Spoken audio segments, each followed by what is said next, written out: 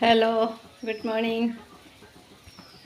അപ്പോൾ നമുക്ക് അടുത്തൊരു മോര് കറി വെക്കാം. മോര് ഒരു തക്കാളി ഉള്ളിയും കൂടെ ഇട്ട് അപ്പോൾ നമുക്ക് സ്വല്പം കടുകിടാവേ, സ്വല്പം ഉലുവ ഇടാവേ.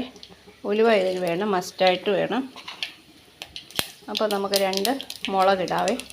അപ്പോൾ അത് രണ്ടും കടുക് വറുക്കുമ്പോൾ നമുക്ക് ആവശ്യമായത് 2 കരിവേപ്പില, പിന്നെ അതിന് വേണ്ട തക്കാളി, ഉള്ളി, പച്ചമുളക്.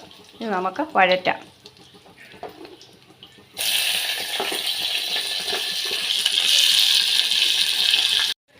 അപ്പം ഇത് ആദ്യത്തേതൊന്ന് മിസ്സായിപ്പോയേ. നമുക്ക് മോര് കറി ഉണ്ടാക്കാൻ തക്കാളി, ഉള്ളി, പിന്നെ പച്ചമുളക്, വെളുത്തുള്ളി ഇത്രയും ഞാൻ ഇട്ടിട്ടുണ്ട്.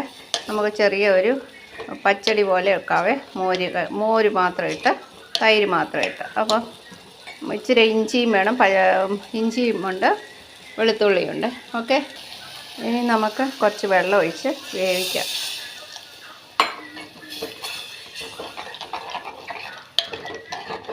എല്ലാം ഉണ്ട്, ഇഞ്ചി, പച്ചമുളക്, വെളുത്തുള്ളി, പിന്നെ വെളുത്തുള്ളി, ഉള്ളി, തക്കാളി ഇത്രയും കൂടെ ഇട്ട് നല്ലപോലെ കടുക് വറുത്ത്, ഉലുവായും എല്ലാം ഇട്ട് നമ്മൾ കടുക് വറുത്ത് വേവിച്ച് ഇച്ചിരി വെള്ളം ഒഴിച്ച് ഇത് വേവിക്കണം കേട്ടോ.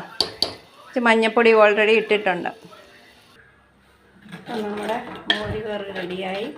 ഇനി നമുക്ക് തൈര് ഒഴിക്കാം.